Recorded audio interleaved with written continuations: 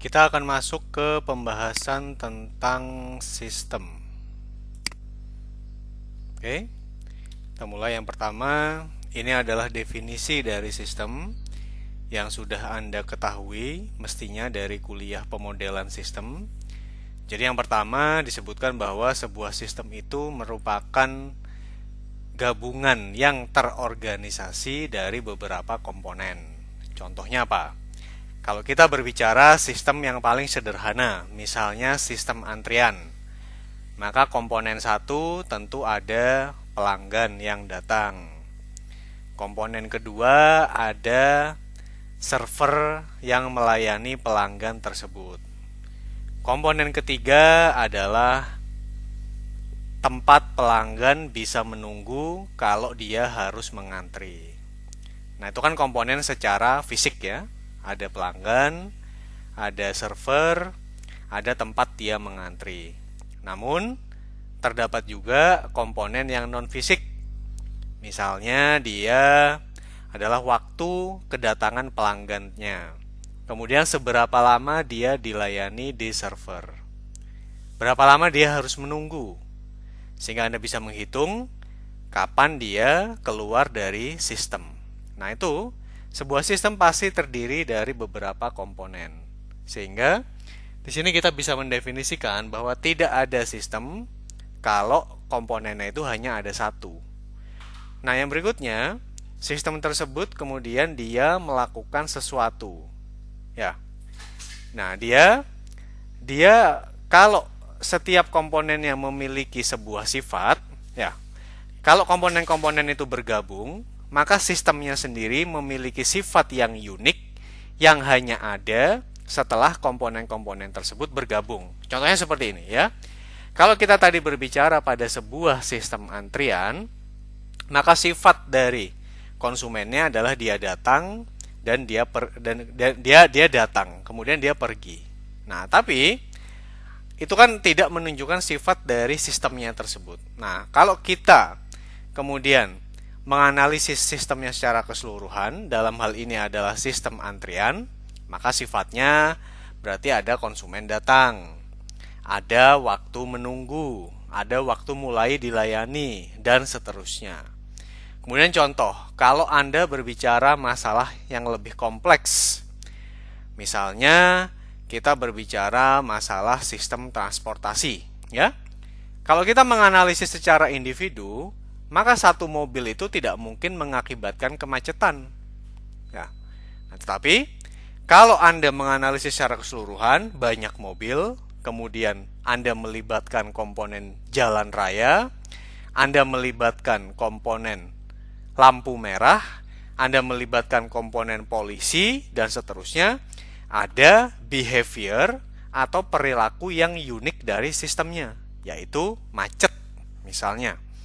Atau mungkin terjadi stuck, atau mungkin terjadi antrian yang sangat panjang. Itulah sebuah perilaku yang unik yang muncul dari sistemnya, dan itu hanya ada pada saat semua komponennya itu berinteraksi, ya. Nah, kemudian di sini setiap komponen itu berkontribusi terhadap perilaku dari sistemnya. Tadi sudah kita contohkan tadi, di mana macetnya tentu saja berasal dari banyaknya mobil. Ya, berikutnya, macetnya juga berasal dari panjang jalan raya. Berikutnya, macetnya berasal dari kapasitas jalan raya tersebut. Ya. Nah, tadi saya bilang, setiap komponennya dia memiliki sifat masing-masing, ya. Contoh mobil, dia tentu saja ingin lebih dahulu. Sementara jalan raya, dia punya kapasitas, dia punya sifat, dia tidak bisa menerima sebuah masukan atau menerima kedatangan mobil yang melebihi kapasitasnya. Lampu merah juga punya sifat, dia mengatur jalan dan berhentinya mobil sesuai waktu yang ditetapkan dan seterusnya.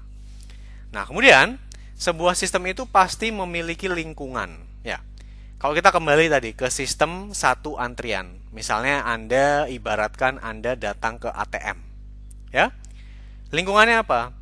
Lingkungannya ya segala sesuatu yang tidak berada dalam sistem kajian. Dalam hal ini, kalau ATM-nya ada di kampus dan yang Anda pertimbangkan itu adalah ATM BNI. Nah, maka lingkungannya tersebut memberikan input apa? Memberikan input berupa kedatangan konsumen ke sistem. Dan kedatangan konsumen itu tergantung, ya. Misalnya, di jam-jam kuliah kedatangannya tidak terlalu padat karena mahasiswa kuliah, begitu pula dosennya. Tapi di jam-jam istirahat mungkin kedatangannya cukup padat karena orang punya waktu untuk ke ATM. Nah, sistemnya tidak mempedulikan apakah sedang ada kuliah, apakah sedang istirahat, ya. Karena dia yang namanya environment atau lingkungan itu berada di luar sistem. Nah, begitu pula di sini. Setelah keluar dari ATM, dia memberikan output terhadap sistem tersebut. Yaitu tadi, pelanggannya tadi, mahasiswa. Bisa saja dia setelah keluar dari ATM akan kembali kuliah. Ada juga pelanggan, dosen, mungkin dia akan kembali mengajar. Tapi ada juga mungkin mahasiswa yang dia akan pergi ke kantin atau sholat. Atau mungkin pulang. Nah, dia juga tidak peduli sistem antrian yang kita kaji itu. Karena dia hanya mempedulikan antriannya. Setelah keluar dari antrian, outputnya itu menjadi suatu hal yang lain.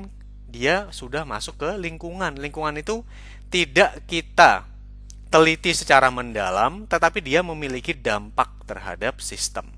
Ya. Nah, sistem itu memiliki kepentingan yang berbeda-beda dari sudut pandang masing-masing. Contoh, ya. Kalau saya tadi sistem ATM, buat saya sebagai pelanggan, maka yang terpenting adalah saya bisa menarik uang secepat mungkin, artinya saya tidak perlu mengantri. Ya. Buat orang yang menyediakan jasa ATM-nya atau perusahaan, mungkin kepentingan dia adalah bagaimana menyediakan mesin ATM yang tidak gampang rusak dan lain sebagainya. Contoh kalau misalnya juga merupakan sistem transportasi. Ya, buat kita pelanggan bagaimana kita bisa berada di jalan raya itu seminimal mungkin karena kan kita ingin cepat sampai rumah. Tapi buat orang lain, ya, misalnya kita ingin, atau misalnya orang lain itu adalah pemerintah gitu ya, kepentingan dia adalah bagaimana menyediakan jalan raya yang sependek mungkin tapi bisa mengatasi kemacetan. Karena kan buat pemerintah kalau menyediakan jalan raya yang panjang akan mengakibatkan biaya yang tinggi dan seterusnya. Ya. Baik. Sekarang kita lihat gambar ini yang merupakan gambar yang cukup familiar di lingkungan teknik industri. Ya. Di sini kita lihat ada sebuah sistem. Nah, kalau Anda mengingat lagi kuliah pemodelan, maka yang dimaksud sebagai sistem di sini sudah merupakan simplifikasi dari sebuah real system. Ya. Contoh tadi real system kalau kita bicara ATM, real systemnya ada kuliah, ada kantor, ada masjid, ada rumah tempat dia pulang, dan seterusnya. Sistemnya sudah Anda simplifikasi menjadi hanya pelanggan, ATM, kemudian tempat dia keluar dari ATM. Ya. Nah, sistem yang kita simplifikasi ini kemudian akan menjadi sebuah konsep dari orang yang menganalisis sistem tersebut. Dalam hal ini misalnya Anda sebagai seorang peneliti. Ya. Anda analisis. Dan kepentingan Anda apa? Artinya apa? Dalam menganalisis tentu saja kita punya tujuan. Nah, kalau di kuliah pemodelan, kita punya beberapa klasifikasi. Yang pertama, Anda harus tahu sebetulnya apa sih yang ingin Anda putuskan. Itu kita sebut sebagai variabel keputusan. Yang berikutnya, ya. Kalau Anda sudah tahu apa yang Anda putuskan, maka Anda tahu apa parameternya. Atau kalau di dalam pemodelan, itu kita sebut sebagai uncontrollable inputs. Dan akan menghasilkan output apa? Ya, sistem Anda lakukan konseptualisasi. Dan pertanyaannya, sistem yang sama tentu saja bisa menghasilkan konseptualisasi yang berbeda antar analis. Karena inilah yang disebut sebagai mental abstraction. Satu orang analis bisa menghasilkan konseptualisasi yang berbeda, sehingga menghasilkan model yang berbeda pula. Nah, di dalam kuliah kita di teknik industri, kita tertarik pada pembangunan model ini. Ya, di mana modelnya biasanya terbatas pada model-model matematis. Karena kita melakukan pendekatan secara kuantitatif di bidang teknik. Ya. Nah, pertanyaannya adalah di kuliah simulasi ini kita berusaha membangun modelnya. Nah, namun ada bedanya dengan model yang sudah kita pelajari baik di kuliah pemodelan sistem maupun di OR. Nah, apa bedanya? Ya. Kemudian, ini adalah cara lain untuk menggambarkan hubungan antara sistem dan model. Ini diambil dari bukunya Cassandras dan La Fortune, ya. Di sini ada sistem kajian.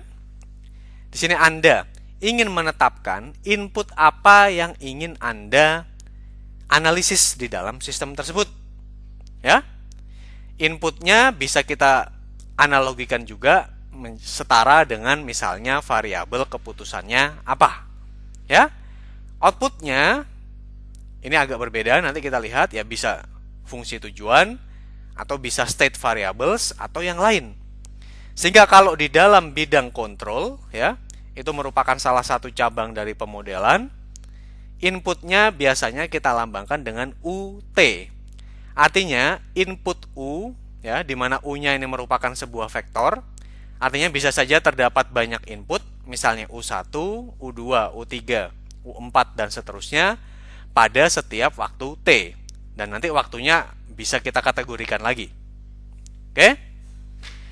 Dan di sini dia akan menghasilkan sebuah output, dan outputnya ini juga tidak cuma satu.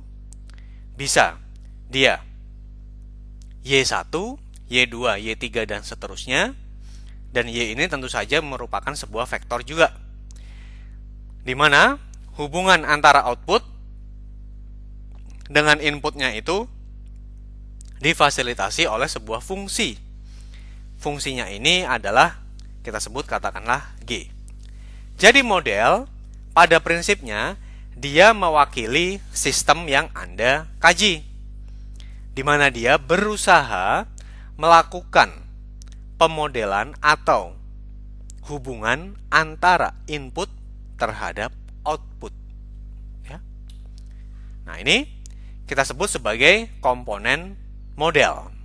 Ini saya coba mengkombinasikan definisi yang kita pelajari dari buku Dallenbach pada saat kita kuliah pemodelan sistem, digabungkan dengan definisi dari buku Cassandras tadi.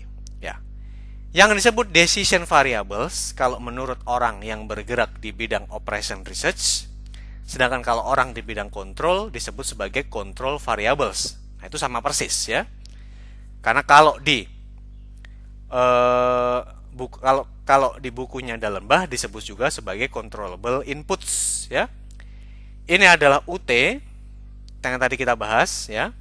Input pada saat T, atau bisa juga variabel keputusan kalau Anda menggunakan model linear programming di kuliah operation research. Oke. Nah, parameter itu kita sebut sebagai uncontrollable inputs, ya. Nah, outputnya apa? Outputnya kalau di dynamical model yang dia mempertimbangkan waktu T, outputnya itu adalah tadi Y, di mana Y-nya itu merupakan fungsi dari U, di mana fungsinya sendiri adalah G, ya. Karena U sendiri dia berasosiasi dengan T, sudah pasti Y-nya juga berasosiasi dengan T. Nah, kalau di kuliah penelitian operasional, outputnya itu biasanya kita lambangkan dengan Z. Ya. Nah, kemudian ada beberapa pembatas, ya. Dan kalau di model yang dinamis, Anda bisa mengukur juga dengan XT atau state variables-nya. Nanti kita berikan contoh masing-masing, ya. Karena U berasosiasi dengan T, Y berasosiasi dengan T, sudah pasti state variablesnya juga berasosiasi dengan T. Ini adalah variabel status. Anda bisa menganggap secara simpel dia merupakan status sistem pada saat T. Oke, ini adalah contohnya bagaimana kita bisa membedakan antara input, output, dan juga state variables ya. Ini adalah contoh yang diambil dari buku Cassandras, di mana di sini ada sebuah sistem aliran air yang sangat sederhana. Jadi dia menerima inputnya apa? Jadi input itu adalah ya seberapa banyak air masuk yang bisa Anda regulasi ya. Tentu saja Anda bisa menetapkan, misalnya di sini Anda bisa membuat sebuah valve ya, atau katup atau keran atau apapun. Jadi di setiap waktu inputnya itu atau decision variabelnya UT-nya adalah seberapa banyak yang bisa Anda masukkan ya. Otomatis ini juga mencerminkan seberapa banyak yang bisa kita tahan kerannya itu, seberapa deras dia mengalir dan seterusnya. Ya. Nah, outputnya apa? Outputnya adalah mu T-nya ini. Jadi YT-nya itu adalah mu T-nya, yaitu seberapa banyak yang mengalir. Ya. Ini kan seberapa banyak yang masuk, Anda atur dari valve-nya, di keran masuknya. Nah, keran yang keluar ini bisa Anda atur juga valve-nya. Nah, itulah YT-nya. Nah, yang disebut sebagai state atau status dari sistemnya adalah tingkat dari atau level dari airnya ini yang ingin kita maintain atau yang ingin kita jaga. Dan di sini ada constraint. Constraint itu adalah kapasitas maksimumnya adalah K. Nah, dengan kapasitas maksimum K ini tentu saja yang namanya XT-nya adalah maksimal seakan sama dengan K, yaitu batas maksimal dari kapasitas tangkinya. Nah, state atau jumlah dari air pada waktu ke waktu, nanti Anda akan dapatkan bahwa dia akan sama dengan turunan pertamanya dari nilai seberapa banyak yang masuk dikurangi yang keluar. Nanti pemodelan seperti ini akan kita lihat bahwa ini disebut sebagai pemodelan dengan state space ya. Nah, berikutnya ini adalah contoh untuk sistem warehouse. Ya, untuk sistem warehouse, kalau tadi state-nya dia continue, kan sudah jelas ya. Kalau air pasti continue. Karena kenapa? Anda bisa ukur misalnya dia katakanlah sama dengan 10,5 liter atau 11,5 liter. Tapi kan tidak bisa begitu dengan sebuah sistem pada warehouse. State-nya di sini sudah pasti adalah discrete. Ya. Karena dia menunjukkan jumlah produk yang ada di warehouse pada saat T. Nah, yang ingin kita kontrol apa? Yang ingin kita kontrol di sini ada dua. Yang pertama adalah seberapa banyak produk yang akan Anda masukkan pada setiap waktu T. Ya. Yang berikutnya, seberapa banyak produk yang akan Anda keluarkan pada saat T juga. Nah, otomatis kedua hal yang kita kontrol tersebut juga akan menjadi inputnya, yaitu jumlah produk yang masuk ke sistem, dan outputnya adalah jumlah produk yang keluar dari sistem.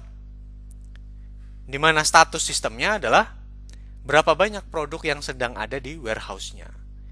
Nah, baik untuk sistem yang continue ini maupun sistem yang discrete ini akan kita bahas sampai akhir kuliah. Jadi, harap diperhatikan baik-baik. Nah, sekarang sistem itu bisa diklasifikasikan berbagai macam. Menurut saya di Cassandras ini dia sudah mengklasifikasikan dengan cukup baik, ya. Jadi ada sistem yang disebut sebagai sistem statik, ada juga sistem yang dinamik. Secara ringkas, kalau sistem yang dinamik dia berevolusi terhadap waktu. Artinya kalau dia tadi di sini, pada saat dia memiliki komponen T, ya, atau K, jadi Anda bisa memakai komponen waktu itu T untuk waktu yang continue.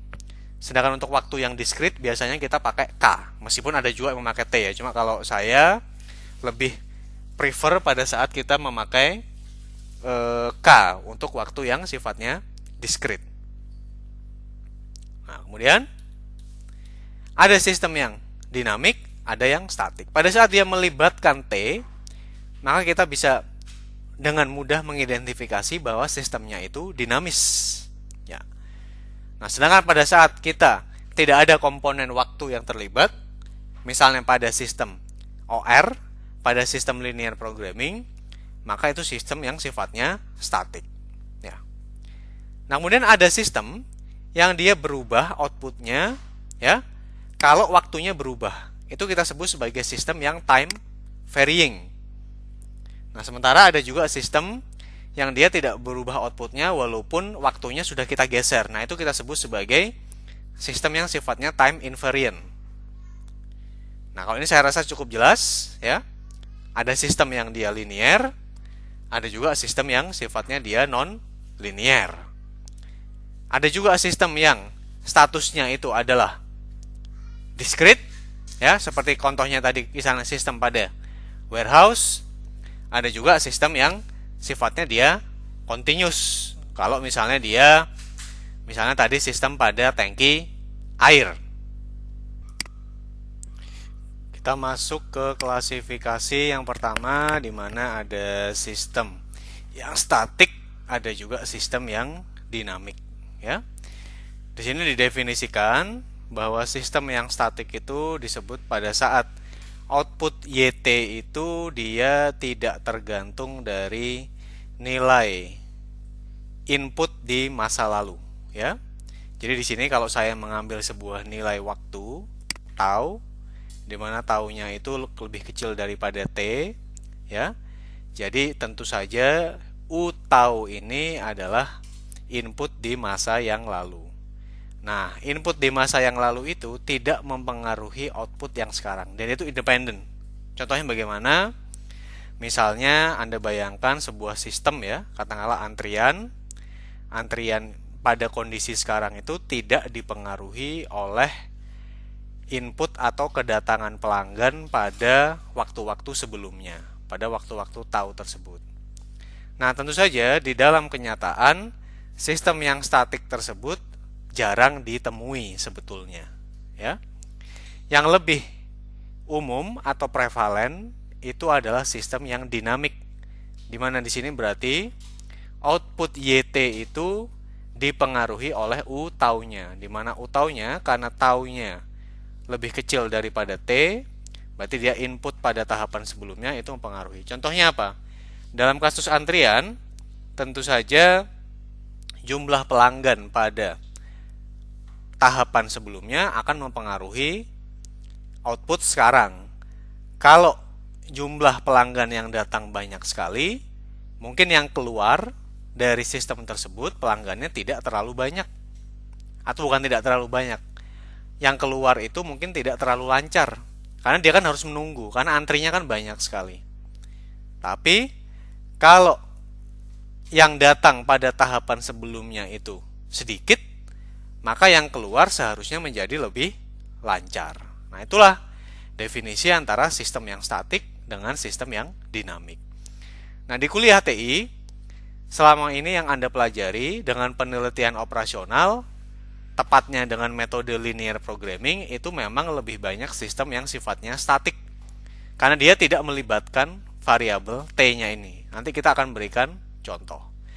Nah, sedangkan dalam kuliah simulasi ini, aspek dari dinamika tersebut akan banyak dipelajari, terutama pada saat nanti Anda melakukan pemodelan masalah dan pencarian solusinya dengan simulasi kejadian discrete atau discrete event simulation, ya. Nah, jadi dengan melibatkan dinamik tersebut diharapkan Anda juga menguasai bagaimana memandang sebuah sistem tidak hanya dari aspek yang statik, tapi juga dari aspek yang dinamiknya. Oke? Nah, berikutnya klasifikasi yang kedua adalah yang disebut sebagai time varying dengan time invariant. Nah, di sini kita lihat, kalau time invariant artinya dia tidak tergantung dari waktu, ya. Kalau kita lihat di sini, misalnya Anda punya inputnya itu adalah vektor UT. Di sini Anda tidak perlu terjebak dengan notasi matematisnya. Pelajari dulu logika di dalamnya.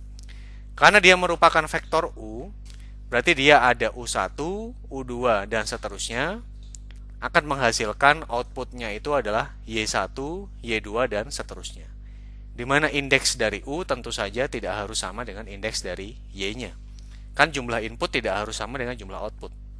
Kan tergantung. Contoh misalnya jumlah inputnya adalah pelanggan dari 3 daerah gitu. Output yang ingin Anda ukur misalnya adalah total waktu mengantri keseluruhan, boleh-boleh saja. Itu sangat tergantung bagaimana Anda memodelkan sistem kajiannya. Ya.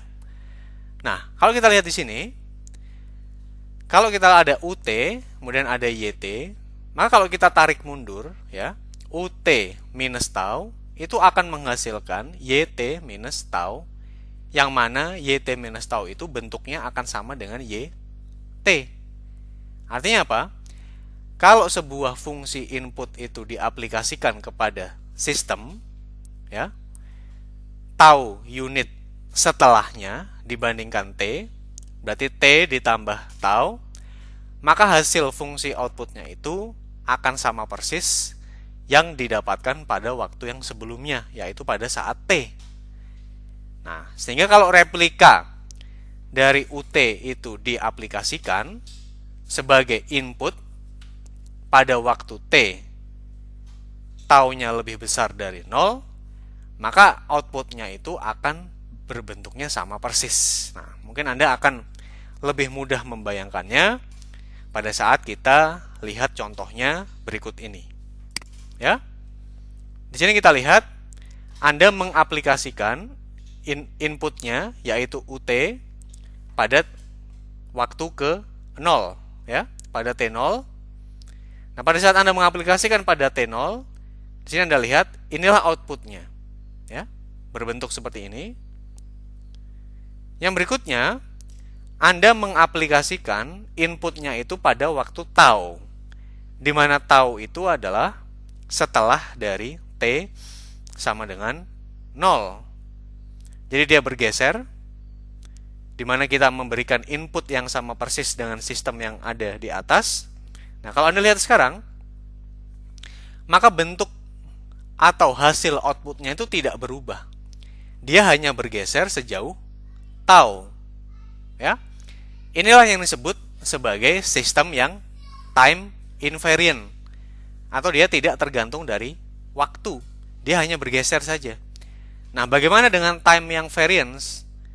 Kalau time varying system, ya, klasifikasi yang satunya lagi, berarti pada saat Anda mengaplikasikan input di tau, meskipun inputnya bentuknya sama, bentuk output yang di sini akan berbeda, bisa lurus, bisa dinamik ke atas, bisa dinamik ke bawah, atau linear mungkin. Yang jelas tidak merupakan replika dari sistem yang dijadikan benchmark.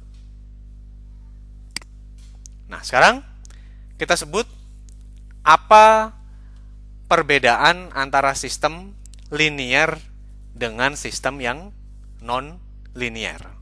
Ya, paling mudah tentu saja sistem yang linear itu adalah sistem yang ordonya 1. Ya, misalnya Y sama dengan X, ya,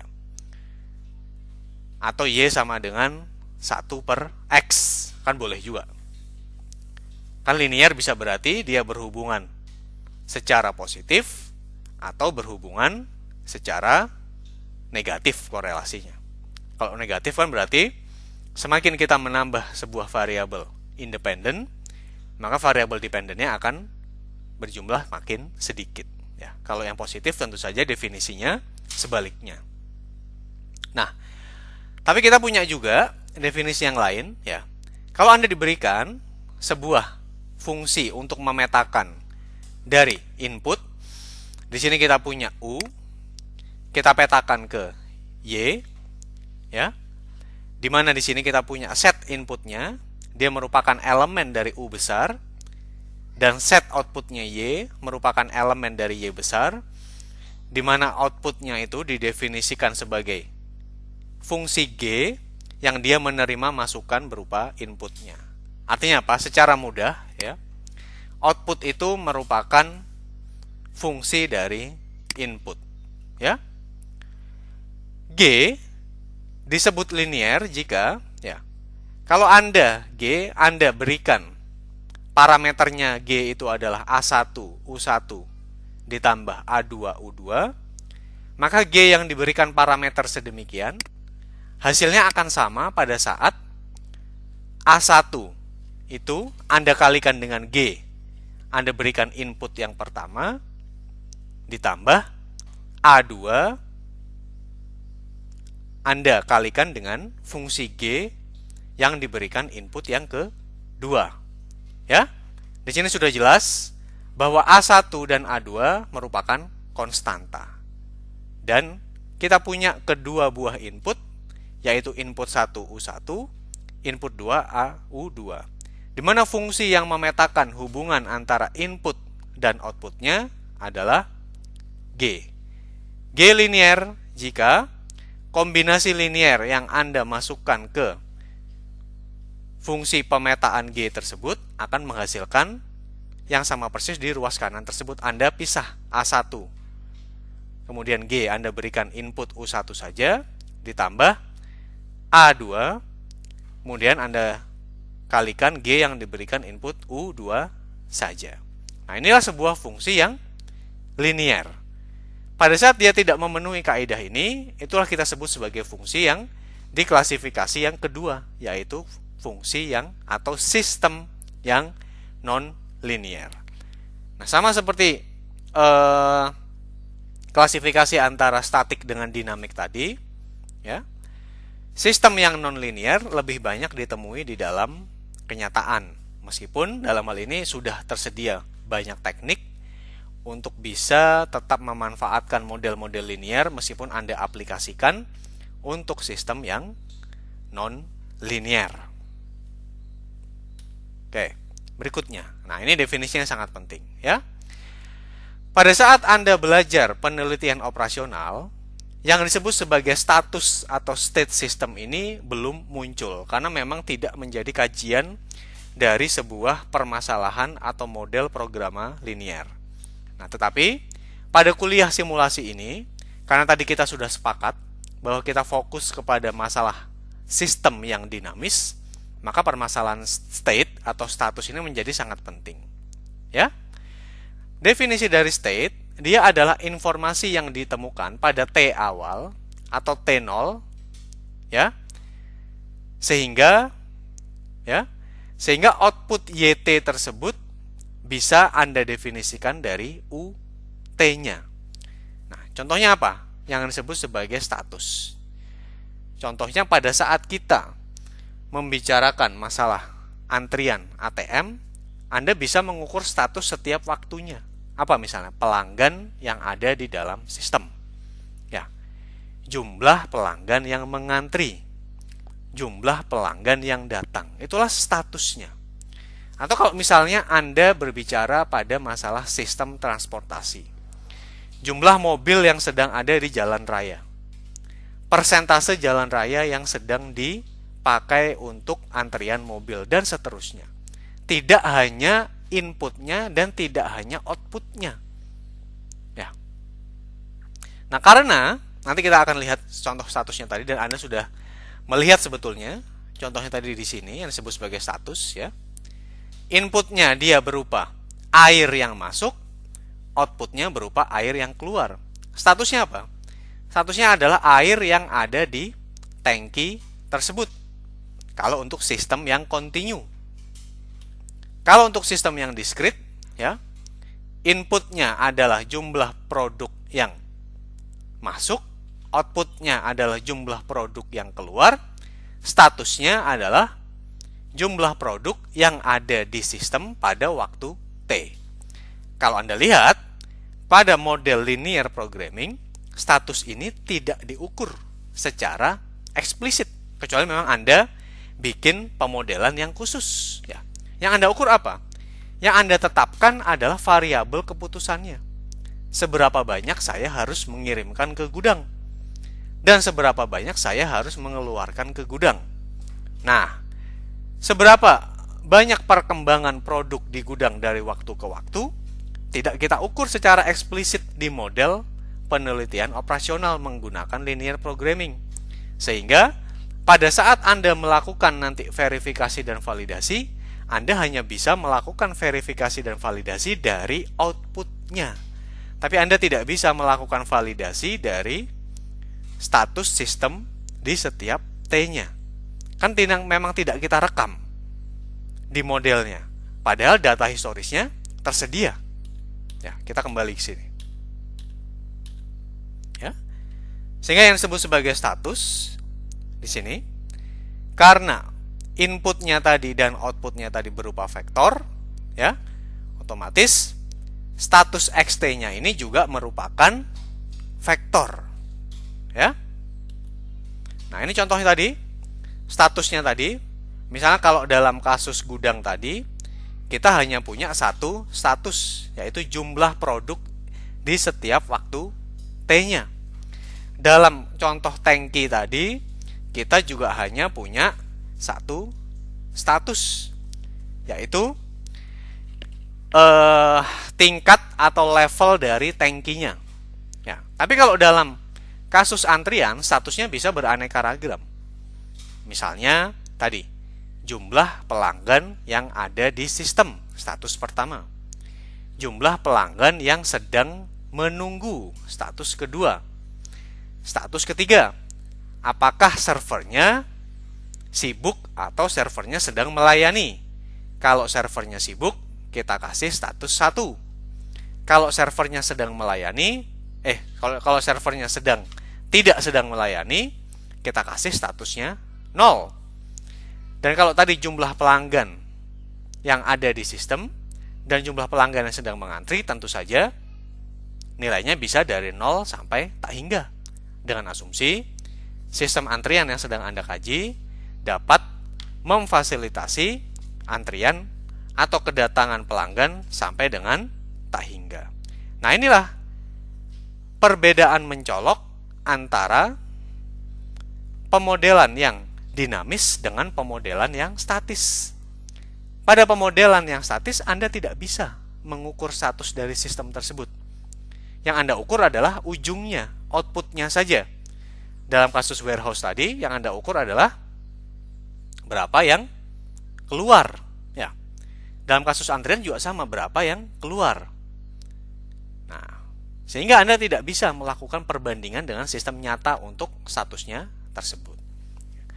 Yang disebut sebagai sample paths atau state trajectory dari sebuah state equation, kalau Anda menggunakan pemodelan dengan state space, maka dia adalah persamaan diferensial, ya, dari statusnya tersebut yang merupakan fungsi dari inputnya pada waktu T, ya. Jadi yang disebut sebagai statusnya yang kita turunkan, ini persamaan diferensialnya adalah tergantung dari statusnya dan tergantung dari inputnya. Kalau Anda menggunakan sistem yang ada feedbacknya, maka Anda menambahkan satu lagi. Maka tergantung dari outputnya juga. Dengan seperti ini berarti dia tanpa feedback atau tanpa umpan balik terhadap sistem. Ya. Nah, berikutnya ini. Ini permasalahan continuous state dengan discrete state. Ya. Pada model-model yang menggunakan status sistem yang continuous, ya, dia tentu saja X-nya ini juga berasal dari bilangan-bilangan yang continue. Artinya dia dapat mengakomodasi desimal. Contohnya tadi pada kasus tangki. Isi tangki bisa 1,5 liter, bisa 2,5 liter. Tapi sebaliknya, pada kasus warehouse tadi, jumlah produk tentu saja discrete. Hanya ada satu produk, 2 produk, ya. Sehingga pada kasus model yang continue, Anda bisa memanfaatkan teknik-teknik persamaan diferensial. karena persamaan diferensial ada asumsi bahwa variabelnya harus kontinu, maka persamaan diferensial tidak bisa dipakai untuk model yang diskrit. Pada model yang diskrit Anda menggunakan misalnya difference equation, ya. Mengenai differential equations dan difference equation ini, Anda silakan lihat definisinya di kuliah kalkulus. Nah, di sini pada sistem yang diskrit, dia tentu saja dia hanya bisa bergerak pada titik-titik yang diskrit. Contoh, misalnya status produk pada waktu T adalah 1. Status produk pada waktu T plus 1 adalah 3. Maka dia bisa meloncat dari 1 ke 3. Kemudian turun menjadi 0. Loncat lagi ke 0. Itulah yang disebut sebagai dia meloncat dari satu titik diskrit ke titik diskrit yang lain. Oke? Ini adalah contohnya pada kasus tank tadi, ya. Pada kasus tank tadi, di sini dia misalnya dia ada di T1. Dia penuh sampai di K, ini sampai T2. Berarti pada T1 dan T2 itu tangkinya penuh dengan air. Kemudian dia berkurang, penuh lagi dengan air pada T3 dan T4. Jadi antara T2 dan T3 itu ada yang keluar mestinya secara logika, ya. Kemudian dia turun sampai ke 0, kemudian 0 lagi baru naik, ya. Nah, sedangkan yang di sini ini adalah trajektori untuk sistem yang diskrit. Lihat, dia hanya bisa meloncat ke titik-titik diskrit, tidak bisa statusnya itu katakanlah menjadi 1,5 atau 2,5, tidak ada. Artinya apa? Kalau kita membaca, maka jumlah barang yang ada di gudang pada T1 itu berjumlah 1, T2 juga 1, T3 2, T4 3, T3 3, T4 2 sampai T5, kemudian T6 3 dan seterusnya. Di sini kita lihat pada T10 dan T11 tidak ada produk yang sedang disimpan di gudang. Oke? Nah, itu adalah klasifikasi sistem. Kemudian subsection yang berikutnya di permasalahan sistem ini, setelah Anda tahu klasifikasinya, maka ada baiknya Anda mengerti bahwa teknik-teknik dalam memodelkan sistem itu tidak terbatas kepada penelitian operasional saja. Ya. Karena di TI sejauh ini yang diberikan itu adalah dengan OR, jangan sampai muncul sebuah persepsi bahwa dalam memodelkan sistem itu hanyalah dengan penelitian operasional, atau secara khusus hanya dengan pemrograman linear. Tidak. Ya. Tadi kita sudah membahas bahwa pemrograman linear itu untuk kasus yang sifatnya statik. Untuk kasus yang lain banyak. Secara umum, kalau menurut Cassandras dan menurut beberapa ahli yang mendalami tentang sistem, di sini cara memodelkan itu bisa kita bagi, ya. Bisa dengan pemodelan input-output, ya. Ini pemodelan input-output, bukan simulasi input-output yang tadi saya bahas, ya. Kemudian bisa juga memodelkan dengan state space, ya, atau ruang status. Saya lebih suka menggunakan istilah state space, atau bisa menggunakan OR yang sudah kita pelajari. Dan ada juga simulasi, ya, di mana yang menjadi fokus kita adalah simulasi di kuliah ini. Nanti Anda akan melihat bahwa secara prinsip sebetulnya simulasi itu sangat mirip dengan state space modeling kalau secara komplit, atau secara parsial mirip dengan input-output modeling. Artinya apa? Simulasi berusaha mengakomodasi aspek dinamis yang selama ini hilang di pemodelan menggunakan operations research. Ya, kita masuk ke yang pertama dulu, ya. Ini adalah pemodelan menggunakan input-output modeling, ya. Tadi kita sudah bahas sekilas di mana kita punya vektor input UT dan kita punya vektor output YT. Di sini Anda lihat ada U1 sampai UP, ada Y1 sampai dengan YM. Ini adalah input-inputnya, ini adalah output-outputnya. Dan perlu diingat, P tidak harus sama dengan M, boleh berbeda. Ya. Bagaimana cara kita mendefinisikan input-outputnya? Maka secara sederhana, input akan dipengaruhi oleh, output akan dipengaruhi oleh input dengan fungsi pemetaannya G. Ya.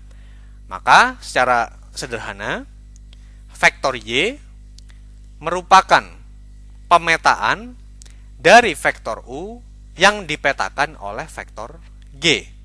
Tadi kita sudah definisikan, pada saat kombinasi linier, misalnya Anda punya beberapa U, U1, U2, U3, kemudian Anda berikan kombinasi linearnya, Anda petakan ke G. Pada saat kombinasi linearnya itu hasilnya sama dengan pecahan-pecahannya, maka kita sebut dia merupakan sistem yang linier. Namun, pada saat G-nya itu tidak linier, maka sistemnya juga merupakan sistem yang non-linier. Di sini kita lihat kemudian, ya, meskipun dia sudah bisa mengakomodasi aspek dinamika yang dilambangkan dengan T, state variabelnya tersebut belum terukur di pemodelan input-output. Ya, di sini kelemahannya, state variabelnya belum terukur secara eksplisit. Nah, state variabelnya itu bisa kemudian diukur pada saat Anda menggunakan state space modeling. Ini adalah terminologi yang kedua, di mana metodenya tersebut muncul di tahun 50-an dan dia menggunakan persamaan diferensial dengan asumsi sistemnya berasal dari variabel-variabel yang tentu saja kontinu. Ya. Di mana kita definisikan status dari sistem, di mana dia merupakan turunan pertamanya, merupakan fungsi dari status sistemnya tersebut xt dengan input pada saat t. Ya. Dan outputnya kita definisikan dia merupakan fungsi juga, fungsi yang lain g, xt, dan juga inputnya ut-nya. Di mana kita definisikan x pada saat t awal itu kita sebut sebagai x yang ke 0. Ya. Kalau kita lihat di sini jelas terlihat bahwa dengan pemodelan state space semacam ini, state variables dari sistem bisa terukur di sini. Nah, kalau kita mengubah persamaan yang vektor di sini, ya, ke dalam bentuk yang lain, sebentar. Oke, di sini kita lihat ya. Ini tentu saja persamaan vektor di sini bisa kita ubah dalam bentuk yang lain. Ya, ada juga yang mendefinisikan state space, misalnya AX, ya, matriks A dikalikan dengan X ditambah matriks B dikalikan dengan U, ya. Di sini YT itu sama dengan matriks C dikalikan dengan X ditambah matriks D dikalikan dengan U, itu juga boleh-boleh saja, tidak masalah, tergantung cara Anda dalam melakukan definisi. Oke. Nah, berikutnya di sini kita lihat, ini adalah model yang mestinya Anda sudah sangat familiar. Kita menggunakan model-model penelitian operasional, ya. Penelitian operasional sendiri sebetulnya muncul lebih awal dibandingkan dengan state space. Dia muncul tahun 40-an. Ya, kalau motivasi munculnya, mungkin Anda masih ingat pada saat kuliah OR, dia muncul pada saat perang, pada saat orang perlu mengirimkan resource, ya, dalam jumlah yang terbatas. Nah, bagaimana cara melakukan optimisasinya? Ya. Metode ini menggunakan pemrograman linear, maka sudah pasti ada asumsi linearitas, ya. Dan metode ini menjadi metode yang sangat populer di bidang manajemen science dan juga operations management. Tapi kelemahan dari metode ini, kalau Anda lihat secara ringkas saja, dia tidak mengakomodasi aspek waktu, ya. Dinamika yang ada di state space dan juga dinamika yang ada di pemodelan input-output itu tidak tergambarkan di pemodelan linear programming. Ya. Yang tergambarkan apa? Anda berusaha mengoptimisasi variabel keputusan yang berasal dari vektor X ini, di mana dia dievaluasi untuk memaksimasi atau meminimasi fungsi tujuannya Z, di mana vektor C ini adalah komponen dari biaya pada fungsi tujuan. Dan X ini harus memenuhi constraint atau pembatasnya. Ya. Di mana yang ditandai dengan vektor B itu adalah sumber dayanya, atau kita sebut dalam pemrograman linear programming itu kita sebut sebagai konstanta ruas kanan. Dan matriks A yang ada di sini adalah koefisien teknisnya. Di sini dia punya syarat bahwa X-nya harus positif. Kalau dalam kasus yang umum, dia adalah bilangan real. Tapi dalam kasus misalnya integer programming, maka ini Anda bisa ganti ruangnya menjadi Z. Artinya dia sifatnya harus bilangan bulat. Ya. Jadi kelemahan dari OR ini adalah dia tidak bisa melibatkan komponen waktu. Nah, itulah yang berusaha kita perkenalkan dengan simulasi. Meskipun saya bilang ya, kalau Anda ingin secara utuh, tetap saja Anda harus menggunakan state space. Simulasi hanyalah salah satu alat di sini. Nah, ini adalah simulasi berikutnya. Jadi kita sudah lihat ada pemodelan menggunakan input-output, ada pemodelan menggunakan state space, ada pemodelan menggunakan OR, ada juga menggunakan simulasi. Nah, kalau menurut Kelton di bukunya tahun 2007, simulasi itu adalah rangkaian atau kumpulan dari metode dan aplikasi untuk bisa menirukan. Ya. Jadi kata kuncinya adalah Anda bisa menirukan perilaku dari sistem nyata. Ya, biasanya cara Anda menirukan perilaku dari sistem nyata itu melalui media komputer atau software. Ya, meskipun di sini, kalau menurut saya ada satu definisi yang belum lengkap. Sebelum Anda menirukan, Anda terlebih dahulu harus membuat model simulasinya. Entah itu dengan flowchart yang paling sederhana atau menggunakan model matematis. Ya. Sedangkan kalau simulasi komputer sendiri, dia mengacu kepada metode untuk mempelajari ya aplikasi dari model tersebut, ya, yang biasanya kita selesaikan menggunakan analisis numerik. Nah, ini pun sama. Di sini menggunakan analisis numerik yang tujuannya supaya Anda bisa menirukan operasi-operasi sistemnya, ya, di mana dia mempunyai beberapa karakteristik. Yang karakteristik itu kita coba tirukan dalam sistem kita. Nah, kalau kita ulang lagi, kata kunci simulasi adalah Anda bisa menirukan, ya, Anda bisa menirukan perilaku dari sistem nyata. Oke, ya. Nah, apa kemudian kalau kita kembali ke model OR tadi, ya? Kita melihat kemudian di sini ada kelemahan-kelemahan dari model yang statis. Untuk model yang statis, yang jelas yang pertama adalah input, ya. Dalam hal ini kalau dalam kasus antrian, input itu berarti adalah kedatangan dari entitas, itu sudah Anda tetapkan di awal. Dan itu tidak bisa berubah. Karena salah satu asumsi dari program linear, kalau Anda lihat lagi di kuliah OR1, Dia adalah harus deterministik. Ya. Kalau Anda menerapkan fungsi yang probabilistik, bisa secara teknis ya. Cuma ada yang Anda ubah. Dia sudah ditetapkan berarti. Misalnya, set yang pertama misalnya adalah orang ke-1, orang kedua, dan seterusnya. Ya. Padahal dalam kenyataan yang namanya dalam sistem pasti ada perubahan dalam input. Contohnya bagaimana? Ya, paling mudah misalnya kita di sini katakanlah Anda janjian, ya. Anda janjian, ya. Anda janjian datang ke McD. Gitu.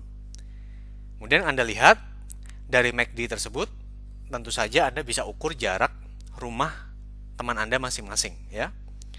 Sehingga secara logika inputnya yang predetermined itu ditentukan berdasarkan jarak atau waktu, ya. Yang waktu tempuhnya paling pendek ke McD akan datang pertama. Yang waktu tempuhnya terpendek kedua akan datang ke McD orang yang datang kedua. Dan begitu terus, ya. Nah, tapi kan bisa saja di tengah jalan tiba-tiba terjadi halangan, ada pohon tumbang. Sehingga tidak diduga orang yang harusnya tadi rumahnya waktunya paling dekat, dia menjadi datang terakhir. Karena ada pohon tumbang tersebut. Dalam kasus tersebut, Anda harus melakukan perubahan terhadap planned arrival times. Ya, waktu yang sudah Anda tentukan di awal tadi, orang 1, orang 2, orang 3, itu kita sebut sebagai planned arrival times. Sedangkan pada saat ada pohon tumbang tadi, itulah disebut sebagai actual arrival times. Berubah. Itu tidak bisa diakomodasi oleh model yang statik. Karena Anda tidak mengizinkan terjadinya perubahan set input. Ya. Atau misalnya kasus lain dalam kedatangan kapal di sebuah dermaga di pelabuhan peti kemas. Ya. Kalau di pelabuhan, misalnya kapal itu dikategorikan sebagai kapal yang sifatnya terjadwal, ya. Kalau kapal terjadwal itu tentu saja dia sudah punya jadwal. Misalnya yang datang pertama kapal A, kapal B, kapal C, dan kapal D. Itulah disebut sebagai planned arrival times. Dan itu akan menjadi input dari model yang deterministik, model OR. Tapi di tengah jalan tiba-tiba kapal B mengalami kendala dalam cuaca, sehingga dia terlambat. Sehingga dia awalnya urutan kedua menjadi urutan ketiga. Begitu pula kapal yang A, yang urutan pertama menjadi urutan terakhir. Karena di pelabuhan sebelumnya, dia sangat lama operasinya, karena ada suatu masalah dengan crane di pelabuhan sebelumnya, sebelum datang ke pelabuhan yang sedang kita bicarakan ini. Sehingga actual arrival times-nya menjadi berbeda. Nah, itu juga tidak bisa ditangani oleh model yang statik. Artinya apa? Secara ringkas, model yang statik ini tidak bisa menangani input-input yang sifatnya real time. Ya, itu yang pertama. Yang berikutnya, model-model yang statik ini tidak dapat merekam state variables yang tadi. Kita sudah mencontohkan tadi, dalam kasus gudang atau kasus persediaan. Dia bisa memutuskan dengan model OR, berapa banyak yang saya pesan setiap kali melakukan pemesanan, dan berapa intervalnya. Tetapi, berapa banyak produk yang ada di gudang, dari waktu ke waktu, itu tidak bisa saya rekam. Tidak bisa saya perlihatkan, karena memang tidak direkam secara model, karena dia tidak mengukur XT tadi atau XK atau apapun. Kalau XK ini kalau discrete, ya. Kalau T kalau continuous tadi. Oke? Sehingga di sini kita bisa membandingkan, ya, melakukan perbandingan secara ringkas antara perbedaan model yang sifatnya dinamis dengan model yang sifatnya statis, ya. Kalau masalah evolusi waktunya, ya, model dengan state space tadi jelas dinamis, OR statis. Masalah linearitas, state space bisa menangani model-model yang linear dan juga non-linear, OR terbatas ke model yang linear secara asumsi ya. Feedbacknya tidak dilibatkan. Kalau state space dia bisa melibatkan umpan balik atau feedback. Parameternya juga hanya menangani deterministik, dia deterministik dan stokastik. Dan yang paling penting kalau menurut saya, dia tidak bisa mengukur perubahan status sistem dari waktu ke waktu. Nah, meskipun memiliki beberapa kelemahan, tentu saja ada permasalahan-permasalahan yang cocok diselesaikan dengan permasalahan OR. Misalnya permasalahan yang memang tidak membutuhkan waktu. Contohnya tadi misalnya Anda hanya peduli berapa banyak yang harus saya pesan. Saya tidak peduli, saya ingin mengukurnya. Ya boleh saja diselesaikan dengan OR. Tapi pada saat permasalahan tersebut erat kaitannya dengan waktu, maka sudah pasti Anda menggunakan model yang dinamis, ya. Nah, di sini kita lihat contohnya perbedaan bagaimana kalau permasalahan inventory dan warehouse itu diselesaikan dengan model yang statik, ya. Di sini contohnya kita punya input apa? Misalnya inputnya tadi adalah jumlah permintaan sepanjang horizon perencanaan, ya. Kita lambangkan dengan D. Misalnya dalam setahun dia butuh 1000 unit barang. Kemudian setiap kali melakukan pemesanan dia dikenakan biaya sebesar A, ya. Kemudian biaya penyimpanannya per unit per waktunya dilambangkan dengan H. Kalau Anda masih ingat kuliah perencanaan dan pengendalian produksi, maka H ini merupakan suku bunga biasanya ya. Karena kenapa? Ya prinsipnya kalau produk tersebut Anda taruh di bank sebagai deposito katakanlah, maka Anda mendapatkan keuntungan. Tapi karena dia disimpan di gudang, maka Anda kehilangan kesempatan untuk mendapatkan bunga bank tersebut. Nah, variabel keputusannya apa? Variabel keputusannya adalah berapa banyak persediaan yang harus Anda pesan setiap kali melakukan pemesanan atau key. Nah, maka dengan pemodelan yang statik ya, maka Anda merumuskan bahwa total biaya ini ya akan sama dengan biaya pesan ditambah biaya simpan. Di mana biaya pesannya kalau kita bagi D dengan A, tentu saja dia adalah frekuensi pemesanan. Anda kalikan dengan berapa banyak yang dipesan setiap kali kita melakukan pemesanan, ya. Q per 2 adalah rata-rata yang disimpan per unit. Rata-rata yang disimpan dalam sepanjang periode perencanaan. Anda bisa lihat fungsi inventory yang bentuknya seperti gergaji tersebut, dan H adalah unitnya. Nah, di sini tidak ada kaitannya dengan waktu. Meskipun Anda lihat di sini ya, fungsi dari Q ini jelas merupakan fungsi yang sifatnya nonlinear. Ya.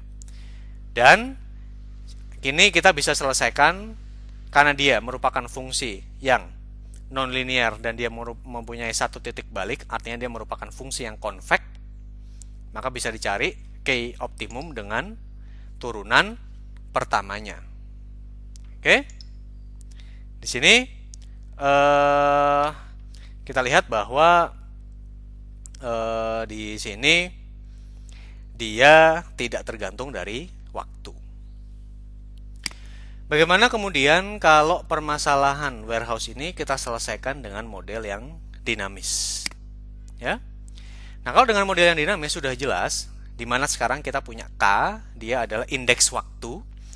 Supaya konsisten ya, tadi kita sepakat bahwa kalau dia merupakan variabelnya diskrit, kita pakai K sebagai pengganti T, ya. Nah, di sini kita punya dua variabel keputusan, ya. Variabel keputusannya adalah yang pertama U1 adalah Anda menentukan berapa banyak produk yang Anda masukkan ke gudang. Dan U2 adalah berapa banyak produk yang Anda keluarkan dari gudang di setiap waktu K. Di sini kalau produk tersebut Anda masukkan ke gudang pada waktu K, maka U1K-nya sama dengan 1. Kalau tidak ada, 0. Kalau produk tersebut Anda keluarkan 1 dan maka 1.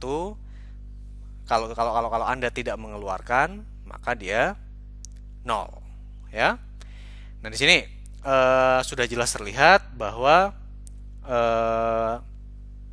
sudah jelas terlihat bahwa Anda memasukkan dan mengeluarkan tersebut hanya setiap satu satuan produk. Ya? Dan di sini kita punya statusnya yang kita gambarkan dengan difference equation, ya, karena kita tidak bisa menggunakan differential equations karena status yang diskrit tersebut. Maka di sini kita punya XK, ya, atau jumlah produk yang ada di sistem, ya, atau jumlah produk yang ada di gudang setiap saat.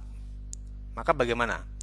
Kalau barang itu ada yang dimasukkan dan tidak ada yang dikeluarkan, maka jumlah produk yang ada di gudang akan sama dengan jumlah produk yang ada di gudang di periode sebelumnya ditambah 1, ya.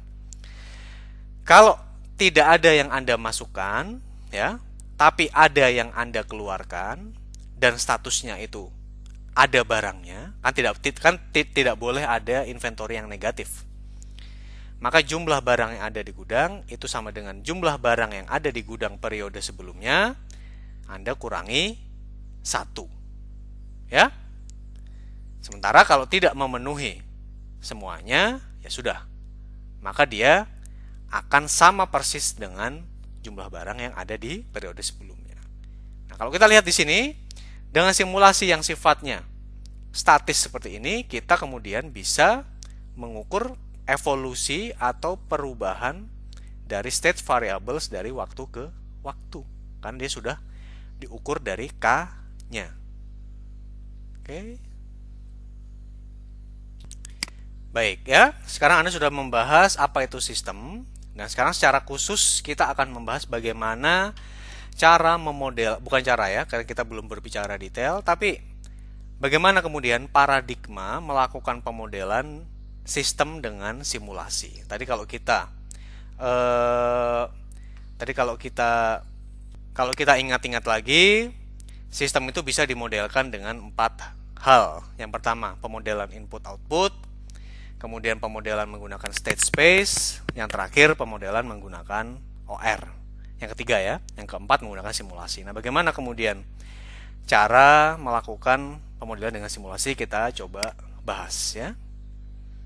Nah, di sini yang pertama adalah Anda harus tahu kapan Anda menggunakan metode yang analitik, kapan Anda menggunakan metode yang simulasi. Nah, kalau Anda lihat tadi, ingat-ingat tadi, tiga cara untuk memodelkan sistem. Yang pertama, menggunakan input-output, menggunakan state space, dan menggunakan OR. Itulah pemodelan secara analitik. Dan simulasi masuk ke kategori yang kedua. Ya. Secara umum, hasil dari pemodelan analitik selalu lebih powerful atau lebih akurat dibandingkan simulasi. Ya. Saya ulang ya. Pemodelan menggunakan input-output, pemodelan menggunakan state space, dan pemodelan menggunakan OR itu selalu lebih powerful dan lebih akurat dibandingkan pada saat Anda menggunakan simulasi. Ya. Nah, kalau lebih akurat dan lebih powerful, mengapa kemudian kita perlu menggunakan simulasi? Secara umum, ya, Anda pakai simulasi pada saat sistem Anda itu cukup kompleks, sehingga kalau Anda menggunakan metode analitik, ya, kalau Anda menggunakan metode analitik, itu biasanya menjadi cukup repot. Sehingga bisa jadi artinya Anda tidak memiliki kemampuan memodelkan sistem yang kompleks tersebut menggunakan metode-metode analitik.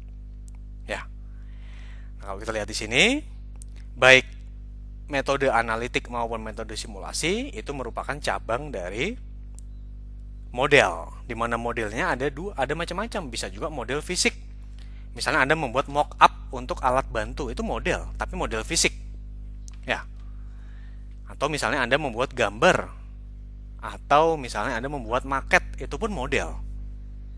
Nah, atau misalnya Anda bisa juga melakukan eksperimen dengan sistem aktual. Misalnya apa? Pada saat Anda berada di bidang biologi, kan bisa Anda melakukan eksperimen langsung dengan tikus, dengan obat atau apapun. Atau Anda datang ke hutan. Tapi kan tidak dimungkinkan untuk bidang-bidang teknik industri. Bayangkan, misalnya Anda ingin mengubah durasi lampu merah. Ya. Anda ingin mengubah durasi lampu merah, Anda langsung aplikasikan di jalan raya. Tanpa terlebih dahulu Anda coba di sistem komputer. Wah, bisa chaos. Ya, kalau apa yang Anda usulkan itu memang terbukti bagus. Kalau jelek, maka akan terjadi chaos di jalan raya. Nah, daripada terjadi chaos langsung, kenapa tidak kita lakukan pemodelan terlebih dahulu menggunakan eksperimen?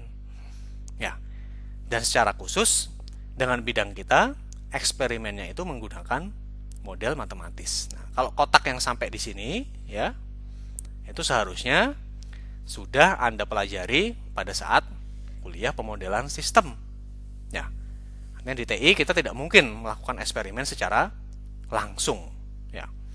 Saya ulang lagi, pada saat Anda tidak memiliki kemampuan atau sistemnya terlalu kompleks sehingga tidak dimungkinkan melakukan pemodelan dengan metode analitik, baik dengan input-output, baik dengan state space, maupun dengan OR, maka Anda menggunakan simulasi. Ya. Tadi, ya, contoh tadi misalnya, kalau model-model yang menggunakan metode analitik, itu misalnya input output, state space, operation research, ya.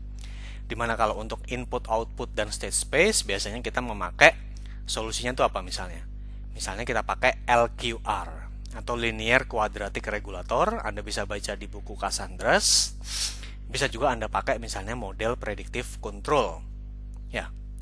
Boleh Anda pakai kalau Anda bisa memodelkannya. Atau misalnya OR kan model statik.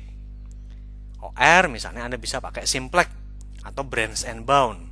Ya, kalau Anda tidak bisa memodelkan dengan ini, sistemnya kompleks ya, entitasnya banyak, kemudian juga banyak aspek probabilistik dan lain sebagainya, maka Anda bisa pakai simulasi. Tapi yang perlu diingat adalah solusi dari model simulasi itu pasti lebih tidak akurat dibandingkan solusi dari model analitik. Jadi kalau di dalam keilmuan, ya, harga atau tingkatan model analitik itu pasti lebih tinggi daripada model simulasi. Ya. Nah, sekarang kita sudah membahas kuliah ini hanya membahas simulasi ya. Kalau kuliah analitik sudah kita tidak bahas lagi. Nah, tadi kita sudah bahas secara sekilas sebetulnya apa yang menjadi cakupan kuliah kita, dan sekaligus itu adalah klasifikasi dari simulasi. Dan ini kita ulang lagi ya supaya Anda jelas. Simulasi kalau terkait dengan waktunya bisa kita bagi, ada simulasi yang sifatnya statik, ada simulasi yang sifatnya dinamik, ya. Simulasi yang statik tentu saja tidak terkait dengan waktu. Contohnya yang pertama, simulasi yang statik dan parameter-parameternya deterministik. Itu adalah simulasi input-output contohnya, yang akan kita bahas di minggu ke-13. Ya. Untuk simulasi yang input-output ini banyak dipakai di kuliah-kuliah ekonomi. Anda menggambarkan input dari sebuah sektor di ekonomi dan kaitannya terhadap output di sektor ekonomi yang lain. Ya. Nah, bagaimana kemudian pada saat simulasi statik tidak tergantung waktu, tapi dia menggunakan parameter-parameter yang probabilistik. Nah, dalam hal ini, contohnya adalah simulasi Monte Carlo. Misalnya Anda bisa menentukan skor sepak bola. Ada aspek probabilistiknya. Ya. Atau misalnya Anda menentukan keberhasilan dari investasi Anda. Atau Anda menentukan berapa banyak orang yang akan pergi haji tahun ini. Itu bisa menggunakan simulasi Monte Carlo yang akan kita bahas di minggu ke-14. Nah, secara khusus, Anda diharapkan memiliki kemampuan yang bagus dalam membuat simulasi yang dinamik.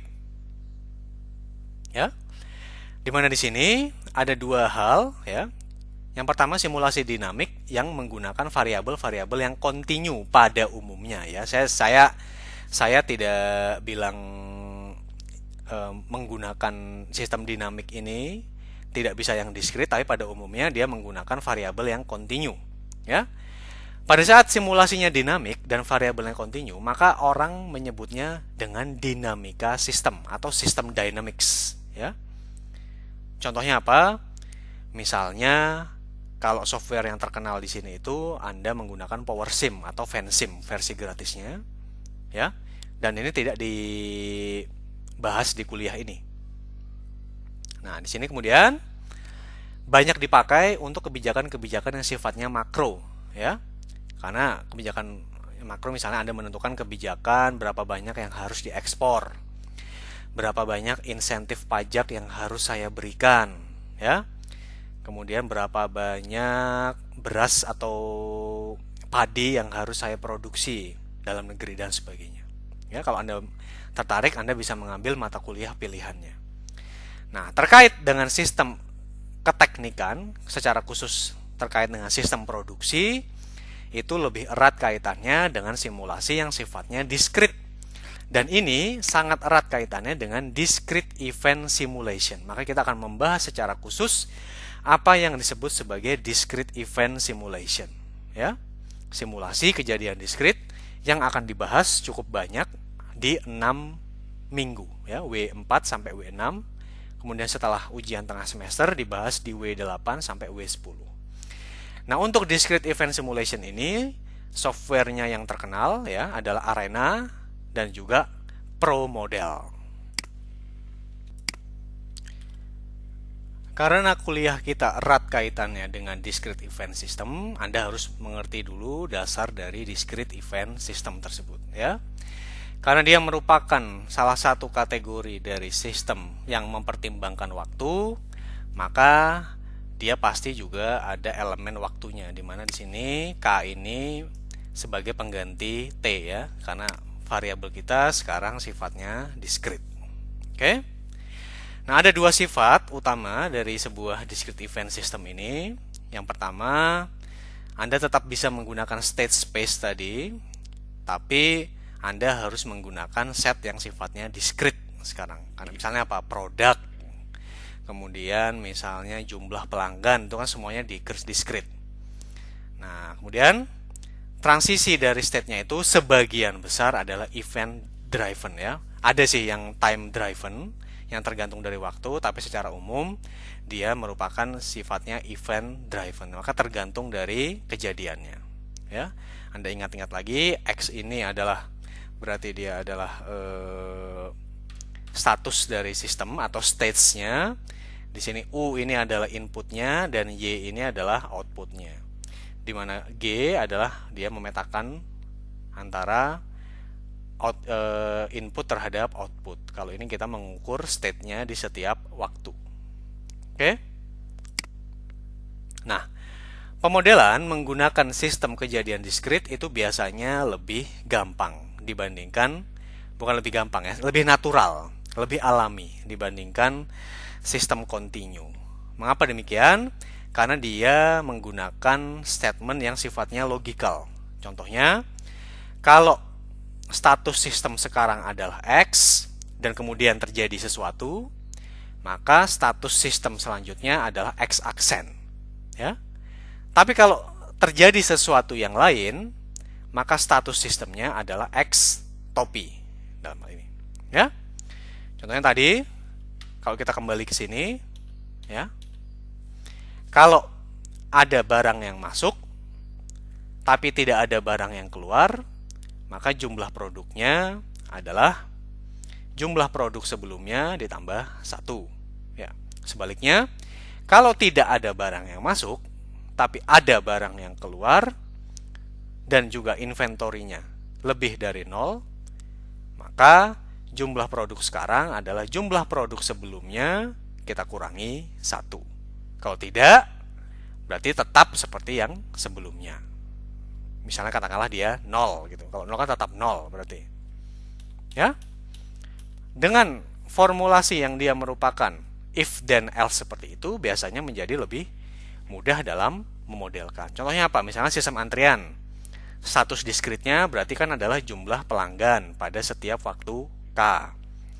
Kemudian pada sistem manufaktur, maka status diskritnya bisa aja misalnya jumlah produk. Pada sistem transportasi, kalau di jalan raya berarti status diskritnya adalah jumlah mobil atau jumlah truk. Kalau di dalam sistem perkereta apian, maka status diskritnya adalah jumlah kereta api. Dalam sistem logistik, status diskritnya adalah jumlah barang. Ya.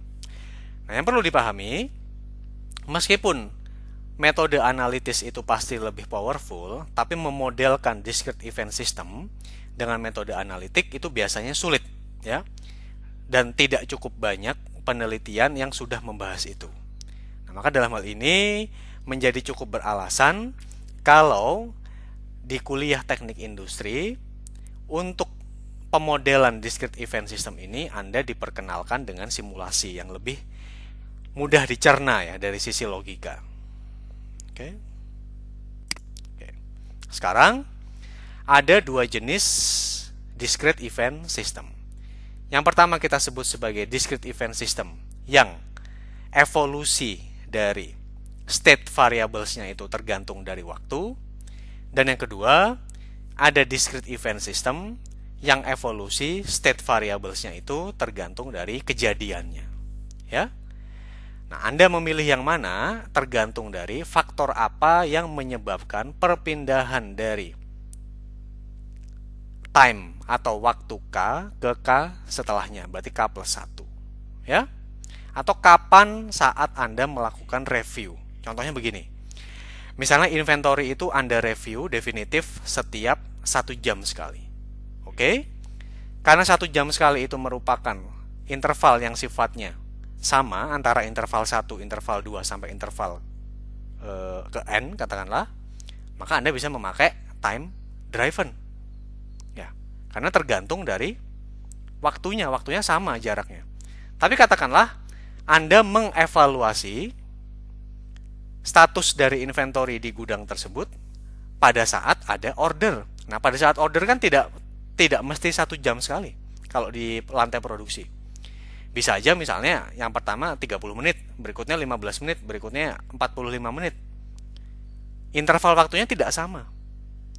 Pada kasus seperti itu, itulah yang disebut sebagai event driven. Ya. Lebih banyak ditemui kasus-kasus dalam discrete event tersebut, lebih banyak yang menggunakan event driven. Nah, karena waktu antar kejadian itu tidak sama intervalnya, itu biasanya cukup menyulitkan dalam melakukan pemodelan, ya. Nah, ini apa contohnya event driven? Contohnya dalam pemodelan gudang tadi, ya. Counter waktunya K-1 itu dipindahkan ke K pada saat ada perubahan di status inventory di gudang tersebut. Ya. Nah, perubahannya ini tidak mesti terjadi dalam kasus ini 15 menit sekali, tidak mesti seperti itu. Bisa aja yang pertama 15 menit, berikutnya 10 menit, berikutnya 1 jam bahkan, atau berikutnya mungkin baru muncul 2 jam. Tergantung dari kejadiannya munculnya kapan. Karena dia sifatnya tidak pasti intervalnya, itulah yang disebut sebagai event driven. Contoh dalam kasus ATM. Ya, kasus ATM, K akan bergeser ke K plus 1 pada saat seorang pelanggan selesai melakukan pelayanan dan ada pelanggan yang sudah datang atau sudah mengantri. Maka dia akan masuk. Dan karena waktu pelayanan setiap pelanggan itu sudah pasti berbeda, maka sudah pasti dia event driven. Cara Anda mengevaluasi sistemnya tersebut tidak katakanlah 1 menit sekali ya, tapi tergantung. Saat ada pelanggan selesai, ada saat pelanggan masuk, K-nya akan bergeser dari K ke K plus 1. Nah, berikutnya, ini kita sebut sebagai definisi dari event atau definisi dari kejadian. Sebuah kejadian itu terjadi secara instan. Contoh tadi, ada produk datang, ada produk yang keluar, terjadi secara instan. Tidak bisa Anda atur berdasarkan waktu. Oh, Anda nggak bisa nih diambil sekarang, diambilnya nanti saja. Kan nggak bisa seperti itu. Bayangkan saja, misalnya Anda berjualan sesuatu. Anda berjualan gorengan. Gorengan kan sudah pasti diskrit ya. Misalnya Anda mengevaluasi eventnya itu adalah jumlah atau pada saat gorengan itu dibeli orang. Kan di part ya, berarti dia keluar. Kan Anda tidak bisa menetapkan gorengan satu akan diambil di waktu ke-15, gorengan 2 akan diambil di waktu ke-30, gorengan 3 diambil di waktu ke-45. Tidak bisa seperti itu. Bisa saja gorengan 1 diambil waktu ke-15, gorengan 2 diambil waktu ke-17. Kemudian gorengan 3 diambil waktu ke-60, bisa saja. Itu yang disebut sebagai terjadi secara instan. Nggak bisa Anda tentukan. Ya. Nah, sebuah kejadian itu akan mengakibatkan transisi dari nilai status sistem ke nilai status sistem yang lain. Contohnya apa? Anda jualan gorengan. Gorengan Anda awalnya ada 10. Karena ada kejadian, gorengannya dibeli, ya, dan asumsinya Anda tidak memproduksi yang baru, maka kalau ada yang dibeli, maka sistemnya akan berubah dari 10 ke 9, 9 ke 8, dan seterusnya. Ya. Contoh tadi, kalau kita ke contoh gudang tadi, ada 2 buah kejadian. Yang pertama adalah kejadian dia datang, dan yang berikutnya adalah kejadian dia pergi. A datang, D pergi. Hanya ada 2 kejadian dalam kasus gudang tadi. Nah, bagaimana kemudian dengan contoh yang lain? Misalnya, ya, ini adalah antrian satu server. Ada antrian, ada pelanggan yang datang, ada pelanggan yang pergi. Nah, di sini diasumsikan kapasitas dari antrian itu tidak terbatas. Dan Anda menggunakan antriannya sifatnya FIFO, first in, first out.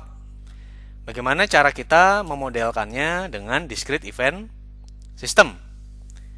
Nah, yang pertama, kejadiannya juga ada 2 saja.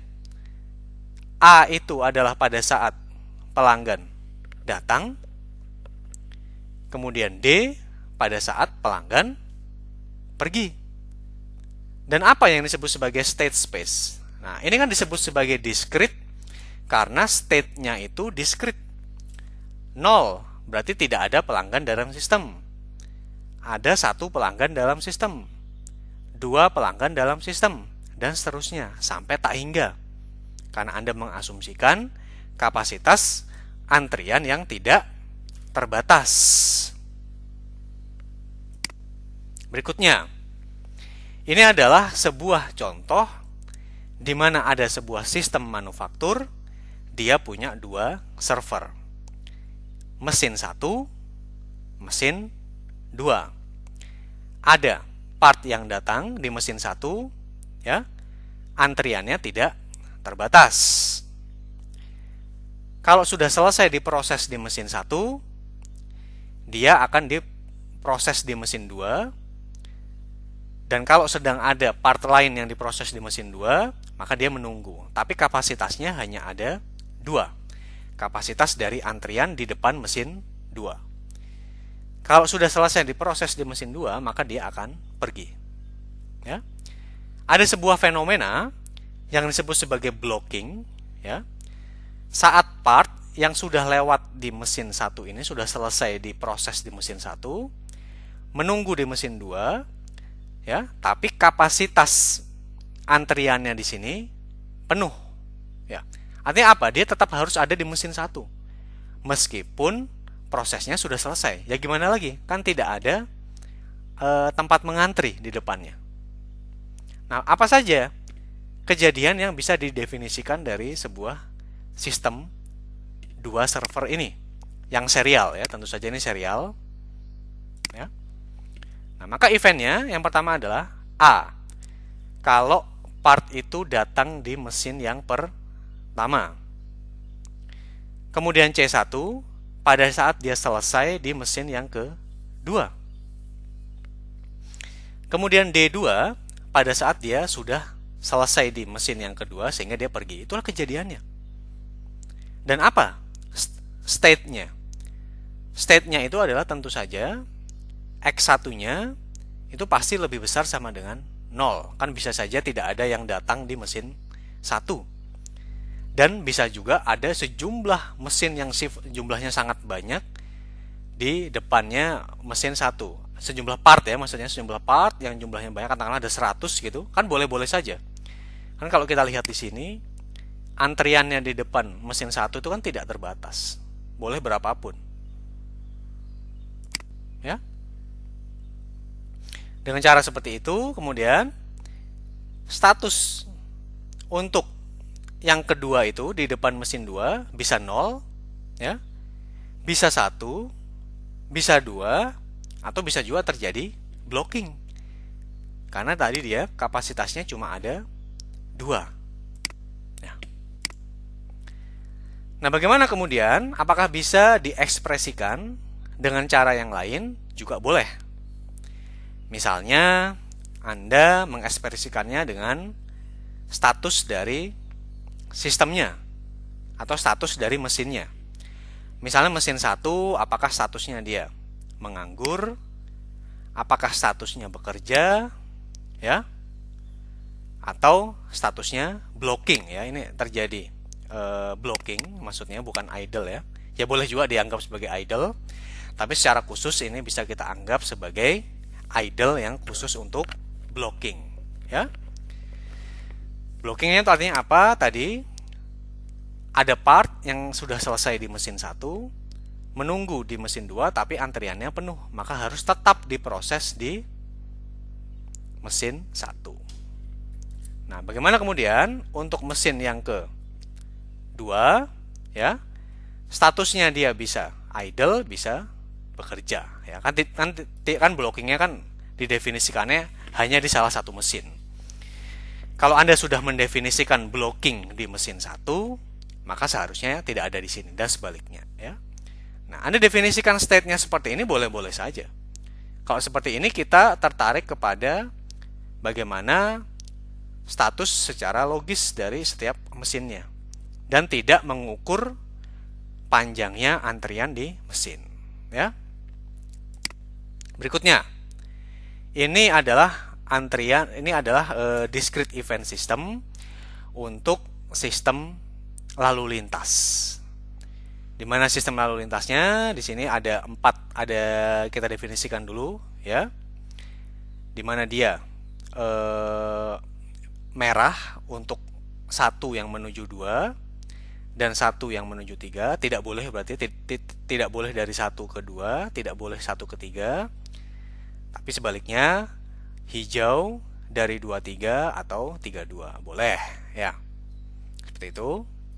Dan sebaliknya, boleh dari 1 ke kiri, boleh dari 1 ke kanan, tetapi sebaliknya 2 ke 3 tidak boleh, 3 ke 2 juga tidak boleh. Di mana ada 4 jenis dari kendaraan. Ya, ini sudah kita definisikan. 1, 2 itu berarti dari 1 ke kanan. Kalau 1, 3 berarti dari 1 ke kiri.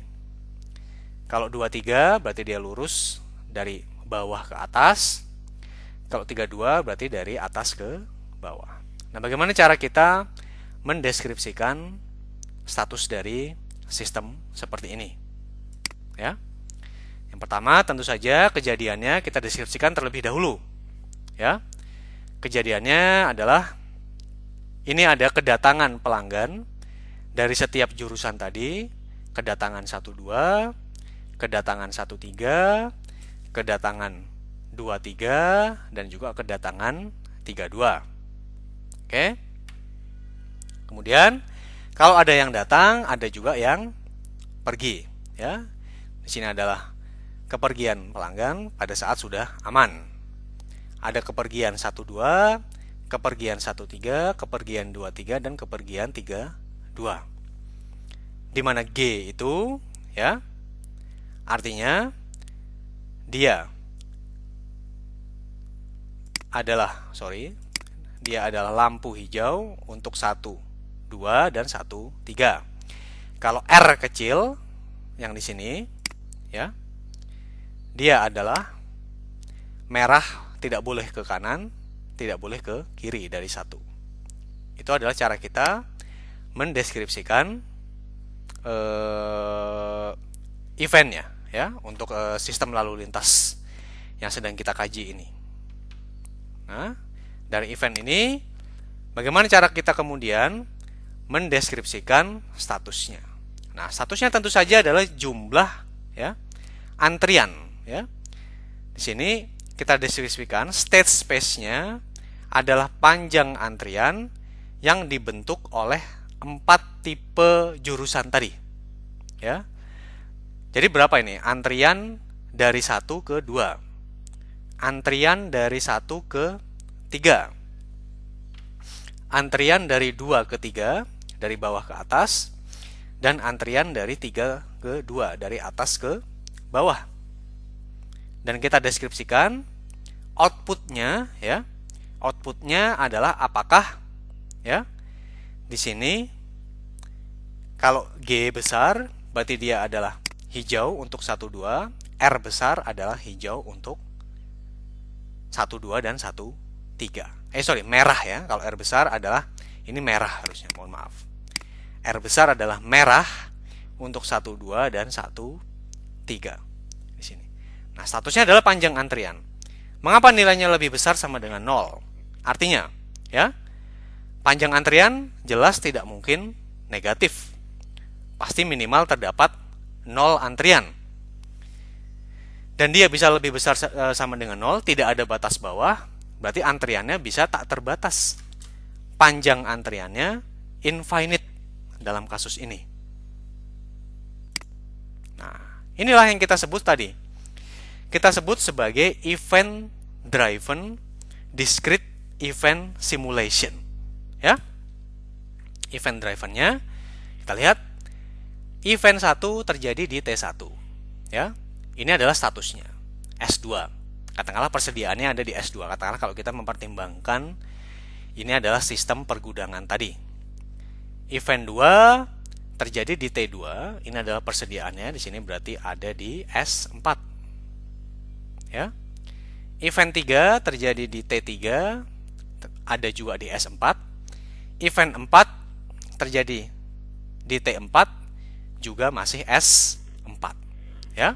Ini adalah status sistem yang mungkin S1, S2, S3, S4, S5, S6. Kalau kita lihat di sini, terlihat dengan jelas bahwa ya, antara interval antara event 1, event 2, event 2 ke event 3, dan event 3 ke event 4 itu tidak sama. Tidak mesti terjadi 1 jam sekali katakanlah. Ini mungkin terjadinya 3 jam. Ini 15 menit. Ini 35 menit. Ini 15 menit lagi. Ini 40 menit. Ini 1 jam lagi, ya. Tidak mesti sama. Prosesnya asinkronus antara waktu dengan event. Dan ini cukup menyulitkan pada saat nanti Anda melakukan pemodelan. Ya. Karena asinkronus tersebut. Nah, bagaimana caranya nanti kita akan bahas pada saat di kuliah-kuliah selanjutnya, mulai kuliah minggu ke-4, ya. Nah, tadi kita sudah membahas definisi, contoh, dan juga beberapa terminologi yang sudah kita pelajari tentang simulasi kejadian diskrit. Nah, secara umum, bagaimana sih yang disebut sebagai metodologi simulasi? Ya, jadi pada prinsipnya Anda tetap menggunakan rule base, dalam hal ini if then else tadi, contohnya dalam kasus gudang tadi. Yang nanti akan kita contohkan supaya mempermudah akan kita perlihatkan dalam flowchart terlebih dahulu, ya. Jadi flowchart ini adalah pengganti dari notasi matematis. Kalau di OR Anda kan digambarkan dengan notasi matematis. Nah, bagaimana kemudian Anda mendeskripsikannya itu dalam flowchart ya nanti kita pelajari, ya. Flowchart ini menggambarkan ya keterkaitan antar kejadian. Misal flowchart yang pertama ada orang datang. Kemudian orang dilihat apakah waktu kedatangannya itu lebih lebih akhir daripada waktu selesainya pelanggan sebelumnya. Kalau iya, berarti nanti dia dilayani. Kalau tidak, berarti dia mengantri, dan seterusnya. Dia menggambarkan keterkaitan antar eventnya dalam sistem tersebut. Ya. Nah, bagaimana kemudian dengan aspek-aspek stokastiknya? Aspek stokastik itu apa? Adalah aspek yang tidak pasti. Adalah aspek yang deterministik. Di dalam kasus antrian ATM, aspek deterministiknya jelas adalah kedatangan pelanggan ke sistem. Tidak bisa Anda pastikan.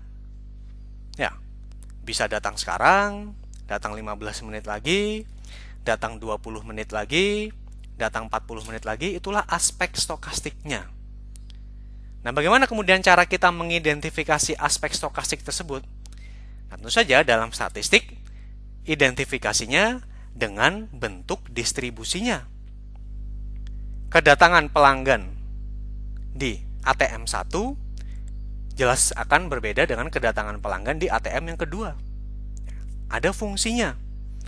Dan fungsi tersebut nanti Anda akan definisikan dengan random variat yang akan kita pelajari di kuliah di minggu kedua dan minggu ketiga.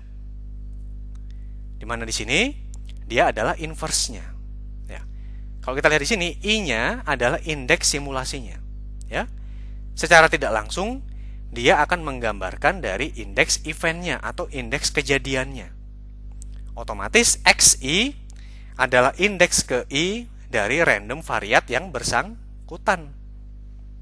Nanti akan Anda pelajari, UI itu adalah bilangan acak yang dia harus bernilai antara 0 sampai 1 dan berdistribusi seragam kontinu.